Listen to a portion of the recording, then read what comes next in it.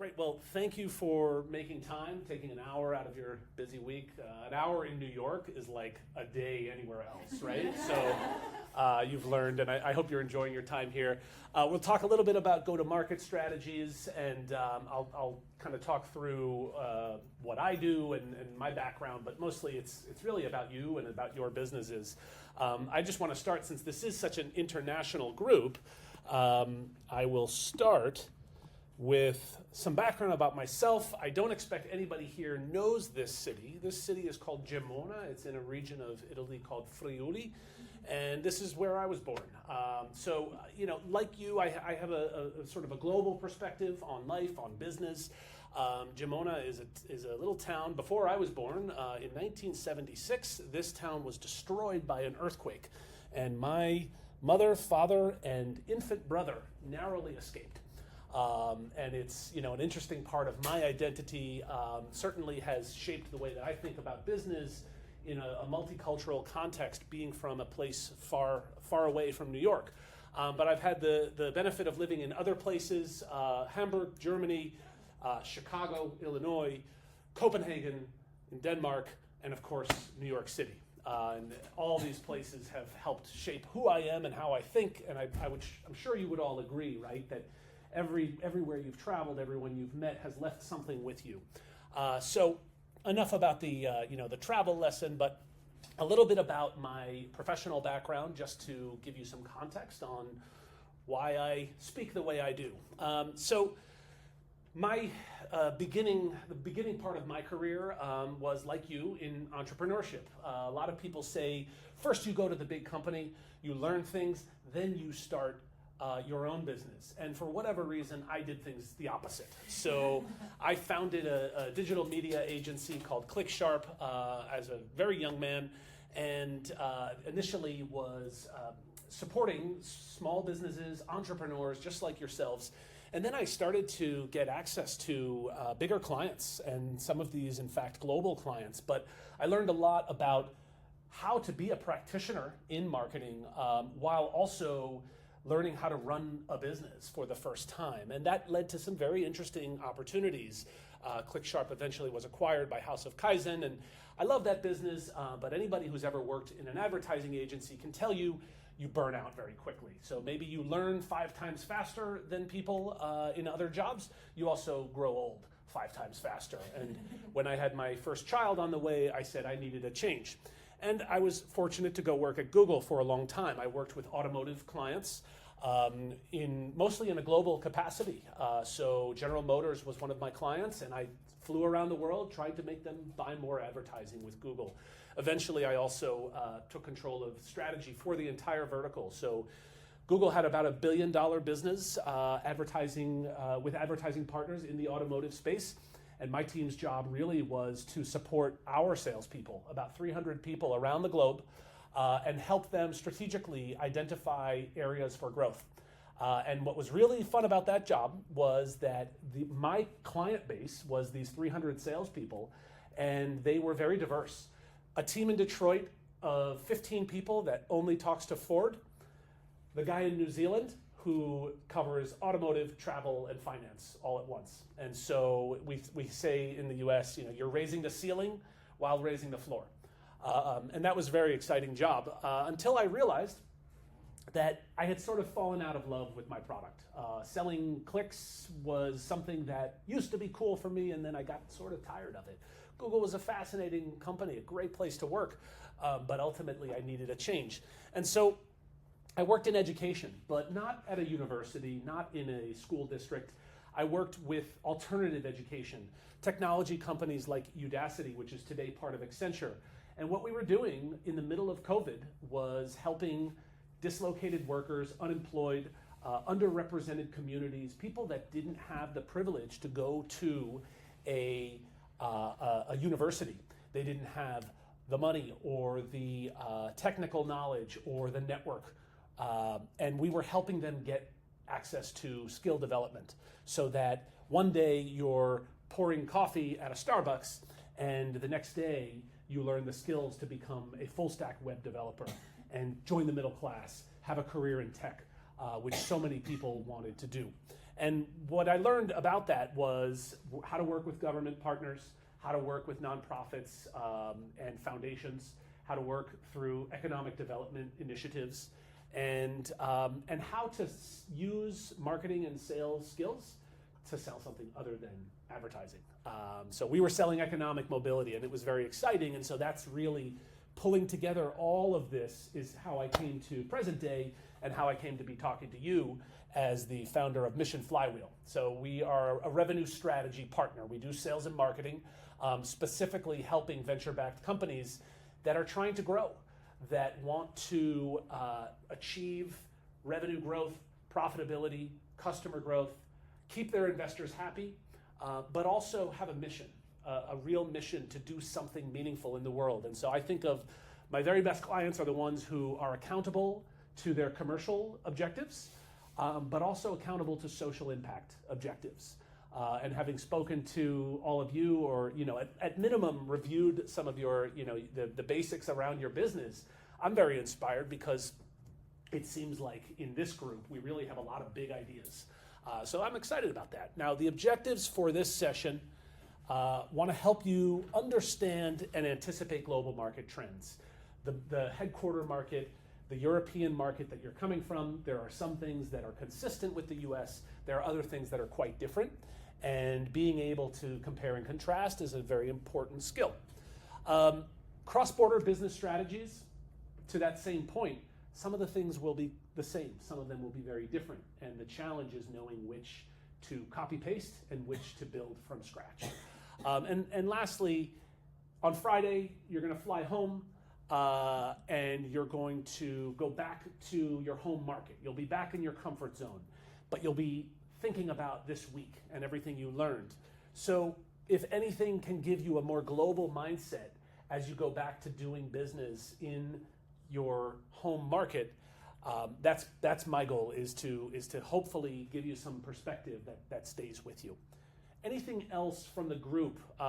Anything very specific to your business or generally objectives for this session? I think it will rise. Except of this? Except of this, or? I'm sorry? Besides this? Besides these. I mean, this is a lot. This is a lot. Yeah, it is. That's what I want to say. My goal here, by the way, I have a lot of slides, and I'm going to go through them quickly because my hope is that afterwards I send you the slides, and we can always have dialogue afterwards. Maybe something didn't make sense. Maybe something needs a little more clarification, or we adapt it to your specific business. So I'm available. Absolutely, it's my pleasure. Okay, so welcome to this fantastic city. I've learned a little bit about each of your businesses, and I think it's really cool what you're all doing, and I love the diversity of the different cultures you represent, and so I'm just delighted to be here, and you're giving me an hour of your precious time. So I hope to give you something back. Now, let's start with the playing field. So you're in this unfamiliar place, which hopefully has left you with a good impression. I hope that New York has come off as a friendly place to you. Now, we'll start with the investor landscape. This is each one of these topics. We could spend an hour on them alone, but just to understand that when you operate in the US, the playing field in the investor landscape is a little bit different. And so a lot of these you may be familiar with. These are the typical sources of funding that growth stage venture-backed companies might also look for other sources, right? And I specifically want to call out government grants and incentives because at some point you're going to say, well, where could I get some grant funding? I'm looking for non-dilutive capital. I'm looking for a government initiative that actually will give me some momentum and some exposure and not just a check. The check is great too. So these are some resources that you can use. Make sure that you block off some time. When you go into a website like grants.gov, you might spend 4 hours there. So make sure that when you look at it, it could be overwhelming. But that's also because there's so much opportunity. On the other side of the slide is risk tolerance. And so a couple of sort of cultural factors to consider. God bless you. US investors have a relatively high tolerance for risk. This is something that came up in one of my conversations this morning. Europe, a very risk-averse environment. Relatively less so in the US. Today, our federal government is making a very, very important announcement. Does anyone know what the announcement is going to be today from our central bank? Interest rates are going down, the first time in 4 years. And this is every investor that I've talked to in the last 12 months says the environment is a little tight right now. Why? Because LPs, the people with the big sums of money, they have better places to put their money right now. When interest rates are high, investing and taking on the risk of a venture-backed business doesn't always look as compelling. But now that interest rates are going down, this is a major opportunity for all of you. The only question is, how much will it go down? I'm hoping for a 0.5 point. We'll see. But all of that notwithstanding, US investors have a relatively high tolerance for risk. They want to see a good idea. They want to see a founder with good vision and energy who has a thoughtful plan. And if they can see what you see, they're more likely to invest, of course.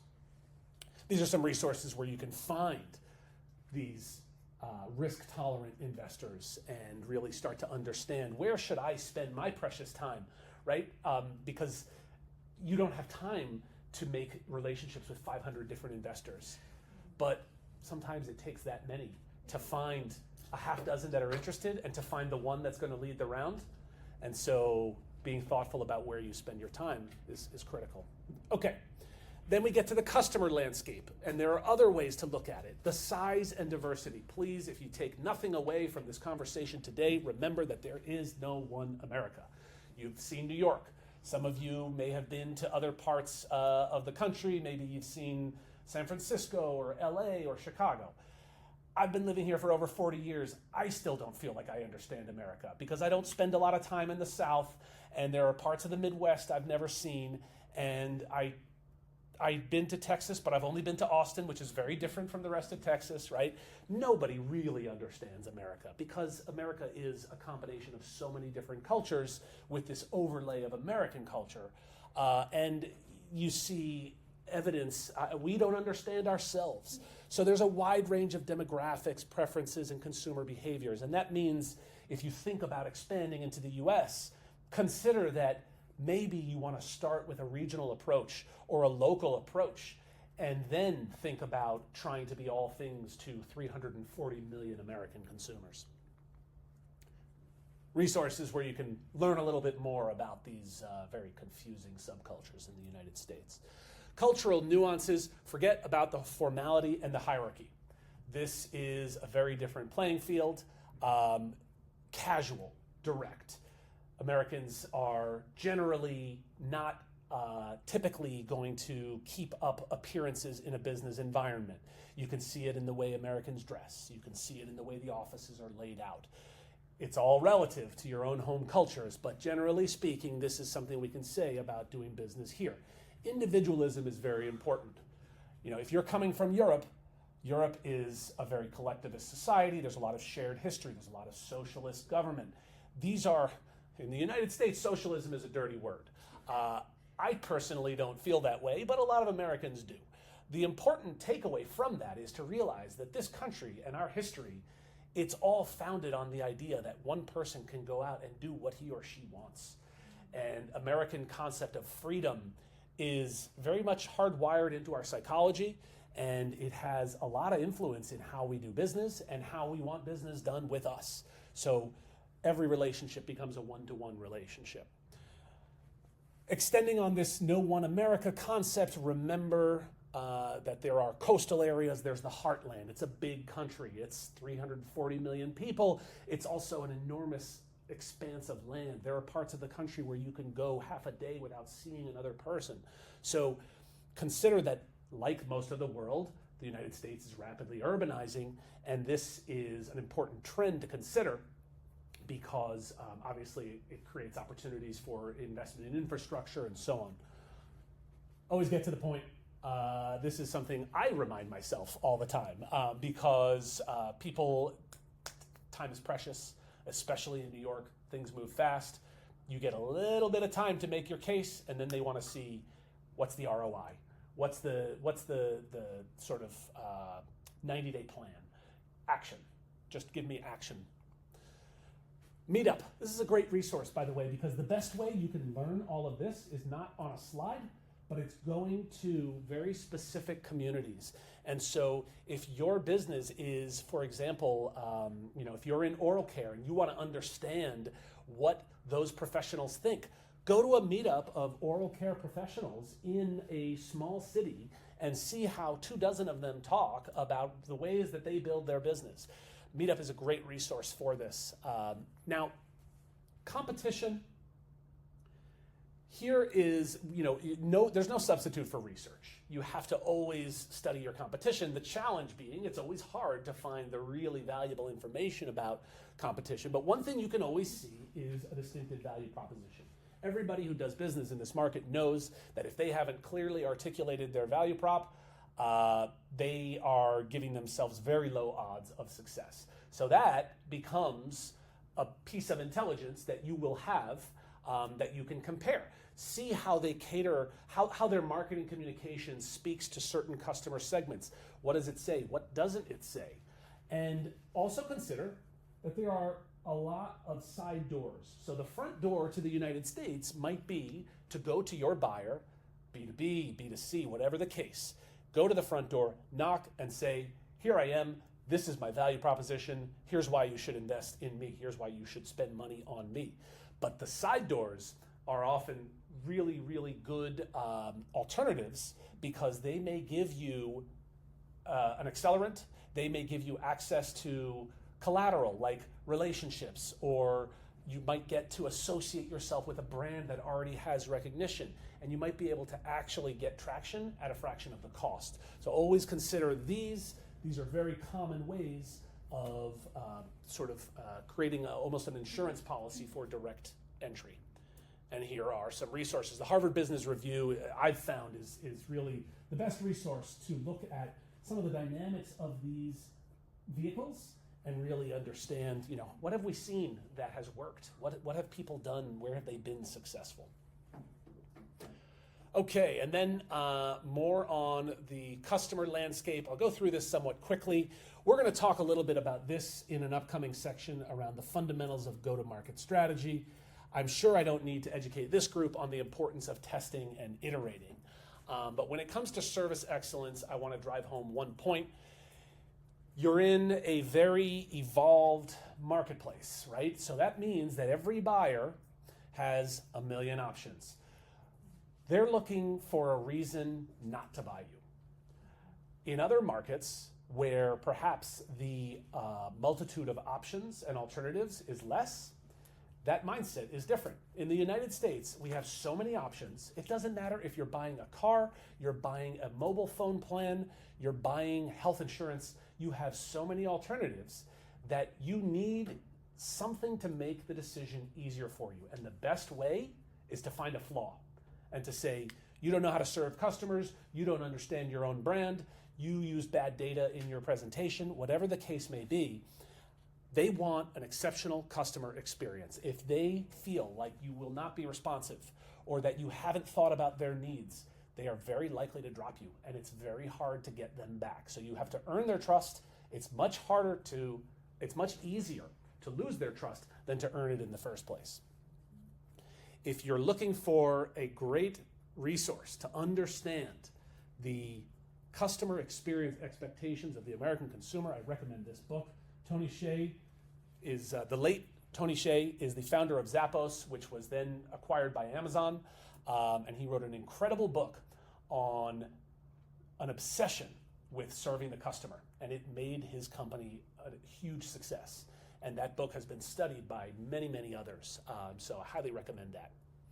Finally, local partnerships. I can't really boil this down into a slide, but I would urge you, if you're thinking about a local or a regional approach or an industry-specific approach, there's a whole network of chambers of commerce. These are your sort of ticket to the local economy, events, resources, the ability to sort of penetrate a smaller geography and really make yourself known. Industry associations if you sell into a particular segment. So academic partnerships as well, and I think in your world, knowing a little bit about some of your businesses, there's a lot of benefit that comes from association with an institution. Moving on. Go-to-market fundamentals. So I mentioned earlier, what I work on, what I do all day is revenue strategy. I take my years of working in sales and marketing organizations, leading teams, and also I never get too far from the actual work. I'm not one of those people that likes to stay up here in the ivory tower. I've always been the kind of guy that likes getting my hands dirty, which is why I love what I do. And so fundamentals are so important because it's like a house of cards. If you get something wrong early on and you don't detect it, then you wait a year, you wait 2 years, and the problem has become 10 times bigger and costlier. So let's start with the ideal customer profile. Show of hands in the room. How many of you founders are very confident in the ideal customer profile for your business? Okay, one out of 5. I think that this is one of those assets in the business that you always want to be revisiting. You always want to be asking and revisiting, do I have the right idea of who my ideal customer is? Now, this is not your any day customer profile. This is your ideal customer profile. So we understand that you're not always going to check every box, but you have to set a standard for who you're going after, because the fundamental question in business strategy is, what business are we in? What business are we not in? If you don't get that right, you burn out. You waste your time, you waste your investors' money, you fail. So an ideal customer profile can be broken down into a few categories. Firmographic data is very simple. What type of industry do we want to serve? Are we working with doctors' offices and healthcare clinics? Are we selling direct to pharmaceutical companies? Is our product going to be on a store shelf in a pharmacy, right? Within that industry, what size company are we going after? Clearly, the companies with 10,000 employees or more are going to have huge budgets. They're also going to take 25 meetings in order to get to the decision maker, and so there's a cost associated with that. Maybe going to the mid-market, going to those companies that have from 500 to 1,000 employees. That might be an alternative strategy. Or maybe your product is actually something that should be for the small business segments. Location also very important, depending on, of course, is it a physical product? It's very different selling cloud services than it would be selling, a medical device. But also consider demographics, because within that ideal customer profile, you want to understand, are these customers the types of customers that are investing in a solution like mine? So I'll give you an example from my background. Marketing in automotive companies is very different than marketing in packaged goods. If you look at an organizational chart in a packaged goods company like Procter & Gamble, for example, or Nestle or Johnson & Johnson, the marketing departments are enormous. There's incredible amounts of hierarchy, and that chief marketing officer has an incredible amount of authority. Go to an automotive company, the chief marketing officer usually reports to the head of sales, which has very different implications on how decisions are made, because heads of sales are very numbers focused. If I'm going to spend this much, I have to see this many cars sold, and if it doesn't happen, you're dead to me, right? So when we were at Google trying to get them to invest in YouTube, which is a brand advertising solution, and we say, well, it's not really going to sell cars for you, but it's going to elevate your brand so that 3 years from now you're selling more cars. The CMO loves it. Is the head of sales going to love it? Not really. And so you need to think about some of those dynamics as you consider your ideal customer profile. Psychographics are the most important part. It's the hardest part, and it's usually the part that you cannot do with desk research. You have to get into the meetings and start talking to people. So everyone think about your best idea of an ideal customer today and ask yourself, do I really know what my buyer's pain points and challenges are? You might know that they have a problem with the economics of their business. Maybe they're paying too much for something and you could be a cheaper alternative. Great. Do you know if there are specific challenges that they're facing? And it could be a challenge that the industry is facing. Think about, I always like the example of Kodak, dominant player in photography. 20 years ago, digital cameras come along, nobody talks about Kodak anymore. Did they know about those challenges? But it could be a very personal challenge, right? You're selling to the VP of procurement, and their challenge might be, I'm trying to get ahead in my career, I'm trying to get a promotion. What can you do for that person to help them achieve that? Because if you do something for them, they'll do something for you. But also, looking at their goals and objectives for the company. A lot of this is publicly available. If you look at annual reports, you look at what they say in press releases. Purchasing behavior is a challenging one. Big companies tend to have big procurement processes. You're going to have to show ISO certification. And if you're selling an information product, you need GDPR. And if you sell to children, you better have COPPA and all of this. And it gets incredibly complicated. But maybe there are ways in which you know how to navigate organizations better. And it might mean that I need to target somebody in the operations department before I go to legal. That's just an example, right? So when you do it right, you're going to target more efficiently and waste less time. You're going to allocate your resources better so that you really are maxing out the opportunity relative to your investment, and ultimately comes down to sales effectiveness. How many doors can you open, and eventually how many of those are contracts that you can close? Okay, another fundamental of go-to-market strategy is buyer personas. So this is where you start to think about all the people that could influence a purchase. Now, the little bit that I know about your businesses, there is probably one person that is responsible for the purchase, in that their signature goes on the contract. There's at least one other person whose name is not on the contract, but probably is the most accountable to that purchase. That's your champion, right? That's the person who starts selling on your behalf when you're not in the room. And that's the person that, your relationship is really the most important. But there might be a multitude of other players, from the legal person, the R&D person, the procurement person, possibly even the administrative assistant to one of the C-levels. It could be anybody. And you want to think about, do I know everybody in this process? Because if I do, I'll give them better messaging. When they have objections, I'll know how to respond. I can make my sales team more efficient.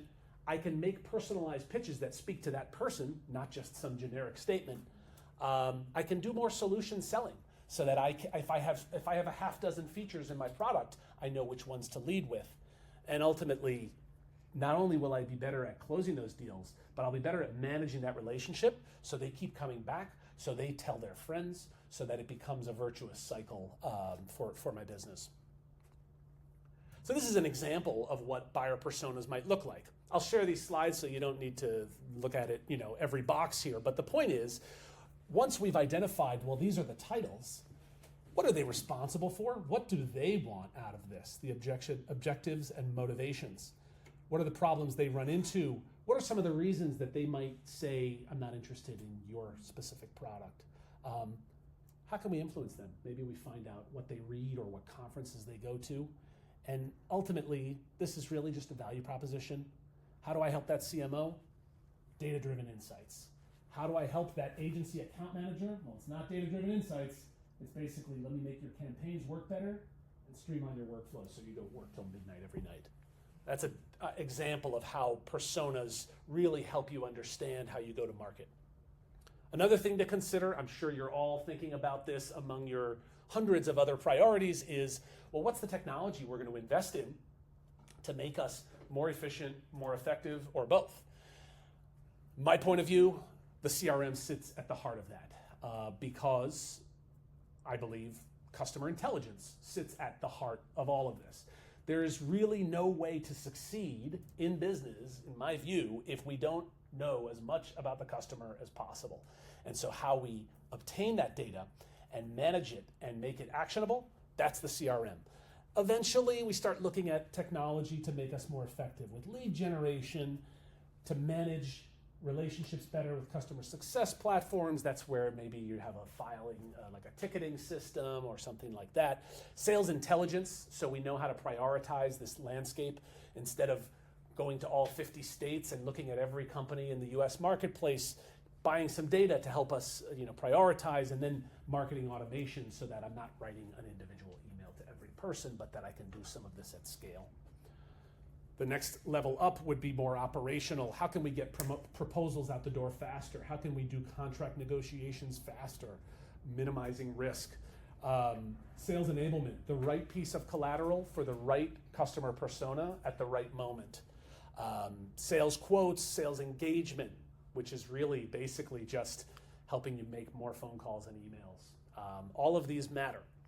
And then finally, at nirvana, if we really want to talk about like what is the absolute highest level of sophistication, is when we get into sales analytics and reporting and data enrichment, where we start to look at what are the things, external data we can bring in to augment the data we already have, so we can be even more effective at identifying who gets what message, gets what solution, gets what proposal, etc. So I'm not going to talk about these, but I will talk a little bit about the CRM, because I think in an early stage business, it's good to be thinking about these things from the very beginning. So we'll look at it in 3 steps, right? Crawl, walk, and run. In the early days, what you want to do is really internally explain to people, this is a big thing. We're all going to contribute to this asset.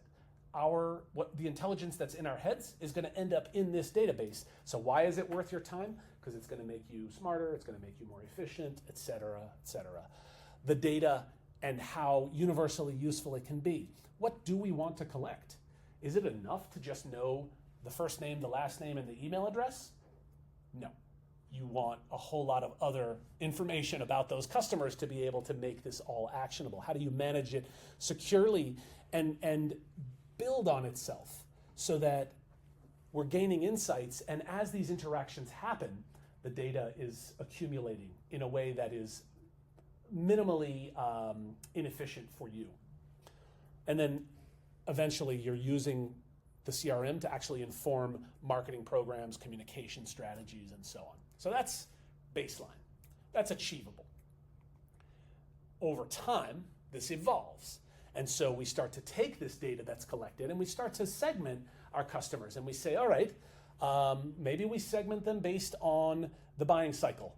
These people are ready to buy now. These people said wait 6 months. These people said never. Still want to talk to all 3 groups, right? Maybe it's more about their objections. These people have a problem with price. These people don't believe our clinical trials. These people don't understand our science, right? Eventually, you're personalizing those programs using that elevated level of intelligence. You're using automation to streamline some of these tasks. So, simple example, if you've got a sales team and they're overworked, because everyone in a startup is overworked, and they have 250 customers they need to keep tabs on, are they going to look at the list of 250 customers every day? No, because their CRM is going to tell them every day, here are 20 that you haven't talked to in a month. Focus on these. And here are 3 that are close to buying that haven't heard from you in a week. Focus on those. You get a lot of data, both to track the health of the business, but also for a sales leader to manage these people. And if it's you, it's you. If it's a sales leader and a bunch of salespeople, then even better. Leaves you free to do other things, right? Eventually, you're using this to inform strategic decision making. We have a new product we want to bring to market. Maybe this data can tell us where to do a pilot and with whom and at what price, right? Eventually, integrating with business tools like accounting, like if you have ERP or if you have some sort of business intelligence platform, all of the big CRM players, they live and die by their integrations. Lastly, run. I'll just give you a vision for what this looks like. This is how we answer the question, who are our best customers and what can we do to make them all-stars? How do we make sure that they go from being a good customer who writes us a check reliably every month or year, whatever, to evangelists, people that go out there and sell on my behalf? It is doable, and it starts with really understanding them at scale. Forecasting, using AI to personalize interactions, integrating the CRM into new business planning. There's a whole vision we can get into someday. Maybe we come back and we do this again in a year. I'll tell you all about it. So that's a really quick snapshot of the hierarchy of CRM applications. Now, I know you're all familiar with the concept of the funnel, so this is not intended to introduce you to it. But what I want to do is take the funnel and apply it in a new way and in a very operationally minded way. So when you think about what can we do with this funnel, yeah, I might have an idea of what it looks like for a prospect to be at the very top. And then over time, they go through a journey, and I've mapped it. So I know what steps they have to take to go from here to here. I've identified those touch points. So in the software business, for example, this might be when they respond to they click on an ad, for example. And this might be when they actually get the demo. And this might be when they say, send me a proposal and ultimately a contract. Those are touch points. Each of your business will have those important milestones. And each of those milestones is going to have pain points. At the time of a contract, they might say, this is too much risk. This price is too high. I don't like your payment terms. During the demo, it could be more technical. So everyone is going to have their own unique funnel. And the journey, the touch points, and the pain points are going to be unique at every step of the way. But ultimately, it's going to follow the same format. You've got prospects that become real business leads. They turn into pilots, or in some businesses, we don't think about it in terms of pilots, but they're testing it, right? Eventually, they're customers, and I just want to reinforce, I've made this point a few times, really I should have a box at the bottom there, because repeat customers is the fifth and final one. The most profitable businesses in any industry are the ones that get the highest share of these people into the next box, which is the repeat customers, because they're so easy, they're so profitable. Yes, you have to take good care of them, but acquiring a customer is so much more expensive than keeping them. That's true in any industry. Okay, so then when you think about that funnel, think about it in terms of, what would I tell a salesperson to do at every step of the way? So however you choose to define your stages, are you prepared to guide them on the objectives at each stage, the activities they should be doing, the assets that you're offering them that they can rely on? What do they do in the CRM, going back to the sales tech conversation, what are they doing in the CRM to keep everybody informed? The qualifying steps is the key to everything, because there should be a checklist. If A, B, and C have not happened, then this person has not moved from 1 to 2. Full stop. Very, very objective. And then stakeholders is always important. Who needs to know what's going on? The CEO doesn't need to know that a prospect moved from 1 to 2. The CEO, all of you probably want to know when one of these is ready to go there. And that's an important distinction to make. So if your sales stages looked something like this, everybody's sales stages are unique. Typically, it's going to be between 5 to 7 stages. In the CRM, this is a neat way of saying, I look at all my business opportunities, and if I define them very distinctly, they're always going to fall into one of these, and they're either going to go from 1 to 7, or they're going to start at 1 and they're going to fall off at some point. And that's fine. You're not going to win every single deal. But knowing the patterns and understanding, maybe this takes 3 weeks, maybe this takes 6 weeks. That right there is an incredibly actionable insight. So think about this grid and this set of stages, and now what would it look like to give your team very clear marching orders? This is very small text. I don't expect you to read it all. I'll share it with you. But the point is, you can take all of this and you can say to your team, this is our funnel, and this is what you do to get as many of those deals through the funnel as possible. And this is so detailed that it actually fits on 2 slides, not 1. But this is something that when I've done it for organizations, every single time they say, this is unbelievable. It's a little bit intense, and it takes a little bit of time to digest, but what they find is they bookmark that spreadsheet, they go back to it all the time. Okay, so how are we doing on time here? Okay, land and expand. I'll go through this piece quickly so we have a little time for questions. Here's the pyramid again. Obviously, I like this, this visual. So I've said this before, starting with customer, everything comes back to the customer intelligence. But knowing your competition is critical. Understanding the partnership opportunities, it's not make or break in the early stages, but as I alluded to earlier, it's an important way to potentially mitigate risk, control cost as you look to take on what might otherwise be very expensive market penetration activities. And once you understand all of these, you really have a good grasp of your go-to-market strategy. So how do you get this intelligence? How do you eventually build up to a go-to-market strategy? I like to use a 3-part framework.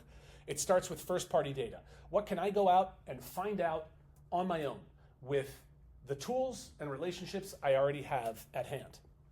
And then from there, what can I augment with research? So maybe someone else out there has already studied this segment, and it may not be perfect for me, but it could augment what I have. Then I have enough of a foundational basis to really build that go-to-market plan. So how do you get first-party data? One thing that I absolutely love doing for growth stage, venture-backed startups is just in-market surveys. Let's find that audience. Let's say we're talking to, we're looking for marketing and R&D leaders at US-based pharmaceutical and packaged goods manufacturers, 500 plus employees. We define the audience. We figure out how we're going to get enough of them to make a statistically significant sample. And then we ask them questions like, as you launch a new product, what are the regulatory hurdles you expect? What are your top selling points? What are the outcomes that matter to you? And then when that data comes in, we start to cut it up. We cut it by geography. And maybe we find that the regulatory hurdles are consistent in every geography, but are maybe felt a little more acutely with larger companies who have maybe more scrutiny from the regulators. Whereas perhaps the selling point is going to vary for a customer on the West Coast compared to a customer in the South. That's an example of the kind of nuance you can only get by asking people, right? Eventually, what this allows you to do not only is have the intelligence to really understand your customer, but you get to guide your sales narrative development so that you can now create assets for your actual sales motions. And if I'm going to a small business, I'm going to tell them one thing, and if I'm going to an enterprise, Fortune 1000 company, I tell them something else. And the last piece is important. It's first-party validation for your entry plans. I'm guessing all of you have either had or will get a question from an investor where they say, how do you know, what makes you so sure about your plan? What research have you done? And you can say, well, I Googled this and that, and I've done all this research, and I hired an intern, and they found all this. And that's all great. And you can add on top of that, we went and we surveyed our customers. So this is an incredible, I would say that's as valuable as the plans and the collateral themselves, is being able to show somebody your money's safe because we went out and did this. This is an example of, with the research partner that I use, these are an example of some of the audience definition criteria that you can use. Imagine you want to go specifically to people with a master's degree, or you want to only talk to R&D people, or you want to talk to people who shop online, right? There's really an incredible amount of detail that you can get by just looking, by cutting the data according to some of these criteria. And it works B2B or B2C, of course. So really, the nice thing is that in this world, we can now do this so cheap. It used to be you had to hire a market research firm and it would take 3 months and $25,000. And now we're doing studies like this for $1,500 in 3 days. It's all deployed through apps. And there's a lot of, talk about one of the big breakthroughs from AI is the ability to really up-level our game in terms of fraud and bot detection. And so these surveys actually are more reliable than they ever were. So for first-party data, consider this. Then there's the question of third-party data. So how are we going to augment everything to really understand the customer, the competition, and the partners? And that's really where there's no substitute for the hard grunt work of research. These are some of the dimensions of that research that I sometimes look at. I've got a client right now. They're a web development agency based in London, and all their talent is in Nigeria. They want to break into the US. They want to understand, what do American buyers of our services think about a team in Africa? Do they think that it's going to be low quality work? Do we need to price ourselves low? Are they concerned about accountability because this team is all the way over there and we've never met them? These are decisions that you could guess, or you could get the research, and especially a decision like pricing. I mean, if you get it wrong, you could be wasting millions of dollars, right? So you put that all together, and that's a go-to-market strategy. It's a very quick way to talk about a process that's very complicated, but I just want to at least get you familiar with the fundamentals. In the few minutes we have left, the last thing I'm going to leave you with is a couple of resources. So this is a white paper that Mission Flywheel published, and actually we used the same exact methodology that I talked about a few slides ago, surveying founders of seed stage companies that are focused on social impact. So companies that believe that their business is there to turn a profit and to solve a problem. Got some incredible insights, and a lot of it is, and it's all tied to actionable strategies, so this is something that hopefully could be helpful to you. The other thing is, I've presented before in a similar forum to a WEVE group that was Singapore-based, and Raymond, of course, remembers, you're nodding, and there we go into a little more detail on some of these topics, more so than we did today. And so there's a recording of that if it's at all helpful to you. But that takes us full circle. I've done a lot of talking. I'd love to hear any questions from the group. Anything at all.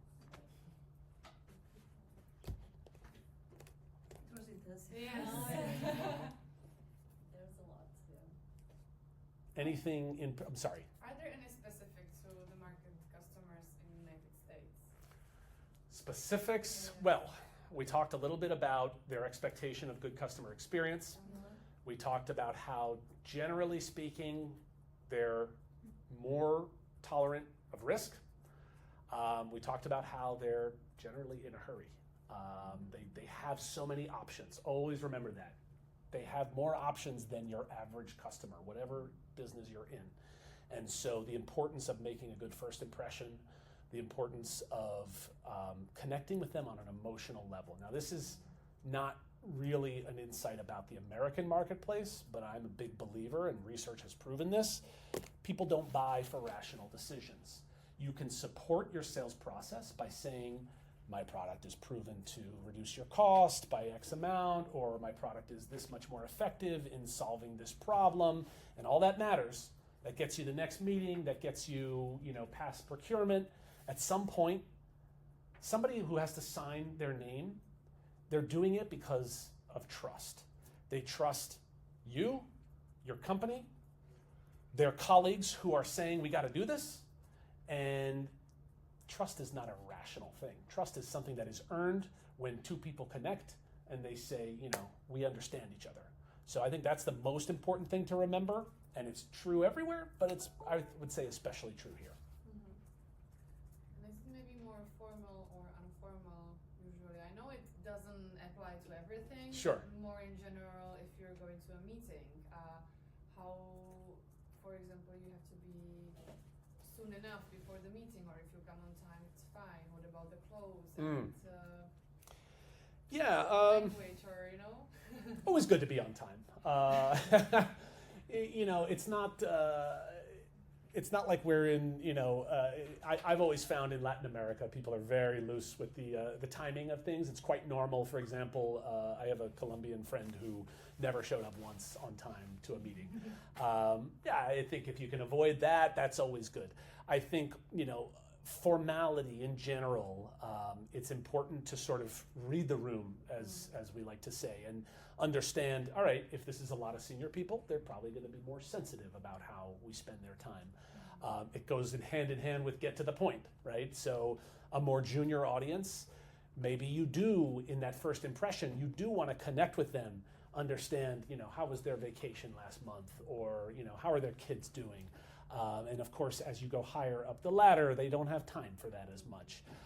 But I think it just comes down to, there's a reason that every business function is taught in business school except sales.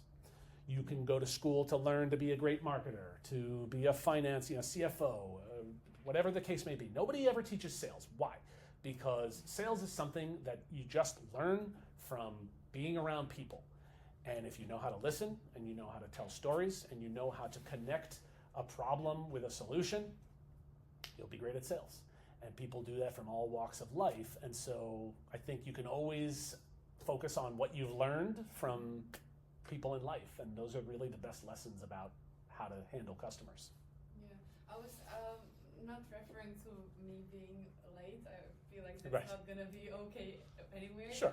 But what I've learned is that when we're speaking with police units, and the higher the person is, we've also received information that the person, sometimes even if he can be on time, he waits in next room like 10 to 15 minutes because he needs to show he's like important, and that he has a lot of meetings, and we should be so happy that he actually paid attention. So Sure. It was good for me to get this information, because at the end when he comes late, you have to thank him like, thank you, it's completely fine that you're Right. late. So if there's maybe something you found about customers, I think you find that anywhere. Ego is, a constant. And the bigger the customer, the more layers of hierarchy in that company, the more likely that people with senior titles are going to do stuff like that. That's why we're founders, because we don't really like it. People that work well in organizations are okay with that. Founders don't have time for that kind of, and so I think understanding that these are the rules of that organization, and watching how they leave the seat at the head of the table, and all of those gestures of respect, if that's how the game is played, yeah. But I would say it's unique to the organization, less to the business culture. I could see that example happening in a lot of places. Okay. Yeah. I have a question. Yeah. If early stage founder follows kind of the framework that you gave, where do you see them kind of the most difficult challenge for them in terms of following kind of that sales funnel or doing that Excel exercise? This is going to sound like an oversimplification, but I think their challenge is always going to be, is this where my time is spent best, right? Because founders have a finite amount of financial runway and a finite amount of hours in the day. The first, they can go out and get more. The second, nobody can fix that. Everybody has the same 24 hours, right? And so I think that the challenge becomes, is it a priority for my business, and is it a priority for me? And if the answer is yes to both of them, they'll keep doing it. If the answer is yes to neither of them, they'll stop. And then in the middle is when it is a priority for the business, but I just don't have time to do it. Then you start thinking, okay, well, who else on this team knows how to do it? Or do we look outside for some help? Or do we change the scope in some way? But I think it all comes back to, being a founder is just a game of relentless prioritization, constant, right? I mean, how often do each of you start your day and say, all right, I thought I was going to be doing this. Now I'm doing this. And that's how it is. And that's how it always will be until, you start to get that traction. Well, thank you so much, Paul. This was fantastic. My pleasure.